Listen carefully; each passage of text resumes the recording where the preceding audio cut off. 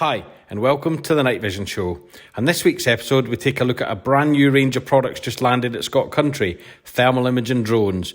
Joe's out in the field showing how you can use them for deer surveys, and Ashley and Paul were at the Emergency Services Show taking in the latest models.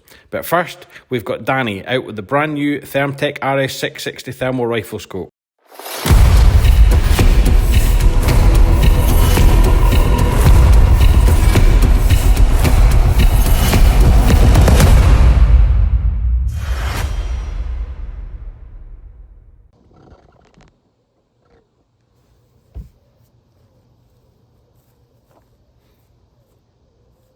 Hi, Danny here from Scott Country International. So, just received the ThermTec Ares 660 from Scott Country to trial out.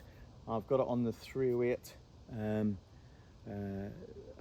for a couple of reasons. First of all, I want to utilise this for deer and vermin if it presents itself, but also hopefully on some wild boar. The more you say it, hopefully the more it'll happen.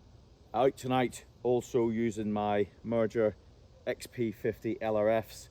You know, I've got a lot of ground now that's open, so hopefully they'll put it to its tests. Really looking forward to trialing out the two focal planes the scope comes with. It comes with a 60 and a 20mm focal plane. The 20 giving you a large area of field of view, which they talk about maybe using for small game, etc., because it's closer in, but you got a bigger field of view. And then the 60, which gives you that better optical zoom and for getting in on quarry. Zeroed in, all ready to rock, so I'm looking forward to it. Let's see how we get on. The lad sent me down the ThermTec Ares 660 to trial.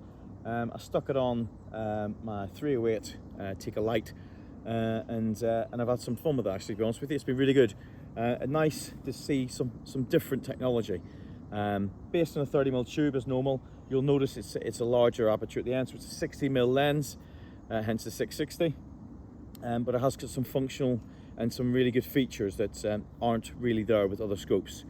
It runs a 640 512 sensor, with a 640 512 12 micron sensor, delivering sub 35 net D.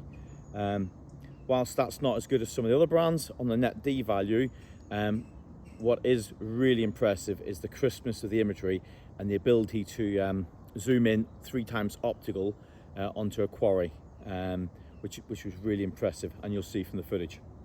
So, in short, key things that I like about this, which are unique to this scope, is it doesn't have an auto refresh, so there's no chance that you could be taking the shot and the screen stops, clears and refreshes, and clears all the background noise. It's a double tap of that. You close the tap, you double tap, and then one more tap, resets, pop your scope open, beautiful. If you're in a static location, you're not going to have a lot of build up anyway, but if you're constantly moving around like I've been, you'll see that you may get some sight, you'll see some of the image might not be as clear and crisp. That's purely because I haven't refreshed it. And obviously I'm utilising this and trialling it. I've gone out and looked at 2 different types of species of deer, rabbit, and obviously some charlies. So you will see some variation in the quality of the image, and that'll purely be down to I haven't refreshed it because of shooting the video. And the other big feature, which I'll capture more about, is the ability to go from a 60 to a 20mm focal plane, which is really, really impressive, and you'll see some demonstrations of that with the videos. Okay, so essentially, I brought it out into this wood, and I was literally having a moocher about, and at last light, and I saw Monty. Well, she saw me first, and she went into the wood. So I just set up and just watched to see what I could get. I picked her up with the Merger, and then basically put the scope on, and using the 60mm, I found her, and then literally just sat and watched, and you'll see absolutely crystal clear, 50 meters in a thick woodland. I mean, that's without a mistake a monkjack, and you can see the absolute crisp shade of her. You can see obviously the trees either side of her as she moves through it, which was really impressive, just as a kick-off. I then moved across to another field, and essentially there was a roe deer and she was around 180, 200 meters away. But if you look at the footage, 180, 200 meters away, you can see, first of all, it's a roe deer. And then when you zoom in, you've got that clarity, and it's really good. And although you start to lose on the pixelation, because remember, when you zoom in digitally, you're just stretching the image. You're not zooming in per se, you're stretching the image, the digital image, as opposed to the optical zoom, which we'll come on to in a minute with the next slide. But essentially, it went through the color motions and the different things, and this little button at the back here, back left, you can switch from white heat, black heat, and all the different options that comes with it. It's really really user friendly, because everything is literally by your hand. Your standby again is one touch and one touch off, and likewise your recording is a simple touch, so you can record your imagery as well. So really good. Next, when I come across some rabbits, so I put it into the 20mm focal plane, which then gives you a wider arc, and that's really useful for the ability to see a wider angle. If you haven't got a thermal spotter, you could use this in spotting mode and cover a large field, because you've got such a wide angle. And then when you see your quarry, you literally turn the dial like that, and it goes into 60mm. And then you've got 3 times optical zoom. So the quality you get at that distance at 20, you'll see exactly the same, but with the 60mm, but 3 times closer. Which is really good, because optical zoom is where the money is. So that was a really, really nice feature, and that's something I haven't seen in a scope with that variation of focal plane. Designed really for things like ratting and rabbiting and stuff, where you've got, you can use it for spotting and then zoom in, or literally, if you're really up close, it just means you can actually, you're not going to miss anything, as you well know. If you're zoomed in ×3 and you're ratting at 25, 15, 20 meters, you're going to miss things. So it gives you the ability to see, which I thought was really, really good. So business end then, the first Charlie we came across, I'd been up and down a track. I was coming back, looked over a hedge, and I could see way off in the distance, just under 200 meters, there was a Charlie. And he was literally in some cover, and he was scratching around. So I literally set on him, had a look, zoomed in. As you see yourself, you can see imagery straight away. That's a fox. At 200 meters, that is very impressive. So dispatch, and then as I reloaded, I saw another one. Literally, I saw a flash, and I thought, is that a hare? With the mergers, and I saw it was literally what turns out to be its mate was running across. So I quickly basically set up, and I've just caught the tail end of it, as you'll see it working at 170 meters, mind. That's really good crisp imagery, and that's at base mag of ×3, and you can see it's literally snarling along the hedge and then breaking into a gap in the hedge.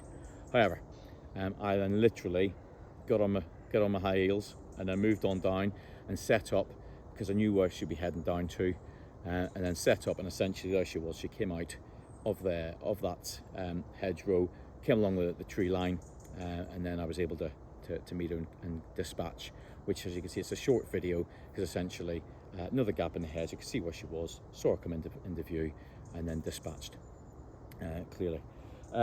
So then I moved on, and I had to drive around the stubble. It was quite quiet, and then I came across some muntjac. Now they were between 180 and 200 meters, and as you'll see from the clarity of these pictures, there's a mother and a young'un, and they're just cutting about, and the young'un's obviously skipping about and doing his thing. But the image quality, there's absolutely no doubt whatsoever, again, what the quarry is. And also you can see the hairs and other bits on the ground. You know exactly what that is.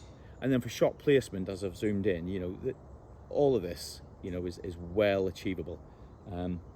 Clearly I'm not going to be firing at 200 meters from a 308 in the dark, but what I'm trying to get a point at is you've got that ability to put your crosshairs and identify a target and put shot placement, which is really good. And then last, I literally went through, drove into a stubble field, and as I drove in, I turned my lights off as I drove off the road into the field, stopped, got out with my mergers, and just scanned to my right, and literally there was a fox about 50 meters away, and it was running, and it stopped. So I literally got the rifle out and set up, and that's why you'll see it's kind of motioning away from me, and then it broadsides on. which was perfect for me because I could obviously then take a bit of a video of it moving and then turn them broadside on, which allowed me then to put a clean dispatch in and take the shot. You know, overall, a busy night for me, but the scope itself functioned really well, especially because the temperature was quite warm as well, which does affect these scopes because it's like now the ambient temperature is still 20 odd degrees and it's at last light, and so the sensors are working really hard. But we're really impressed, you know, with the 60mm, you know, the lens. What they reckon in complete darkness they can detect over 6,000 meters, but up by standard during the day or whatever, 3,000 meters man-sized target, but in complete darkness, clearly when it's cooler and heat sources become more prominent, they reckon up to 6,000 meters, 6,667 I think is the definition in the specs. But all in all, really good scope. I'm very impressed, and I look forward to get trial anyway on hopefully some other quarry.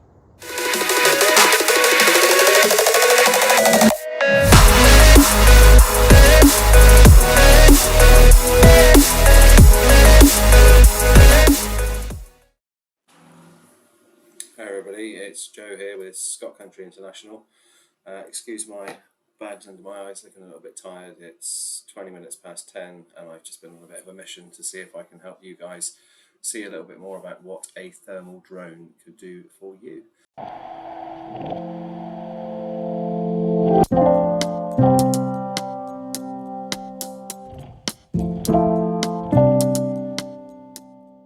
Just a little bit of background, as you know probably from previous videos, you may not, I use a thermal drone for surveys, a bit of fun, and also to keep in the back of the car for wounded deer in case I need to follow them up. I don't have a deer dog, so having a thermal drone is a very good option to make sure that there is a good follow-up if required for a bad shot.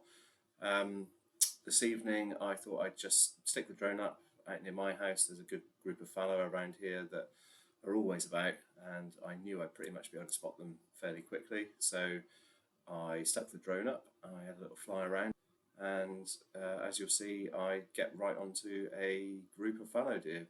I haven't actually counted them yet, but I think there's somewhere around 20 there in that group. And yeah, that really gave me an idea of where they were. I thought the most sensible thing to do is to get in the car, go and have a bit of a drive, get my other thermal out. I've got an infrared i2, which I'm infrared i3 actually, which I'm using at the minute just as a bit of fun messing around sort of job, just to prove that the fallow were there. And very interestingly, I have this evening come across a wounded deer. She's missing both of her back legs, at the bottoms of her back legs. She seems to be okay. I've seen her before anyway, I know she's around. And yeah, so perfect scouting mission really. Get the drone up, find the deer, drive to the deer, film the deer, come back, show you guys.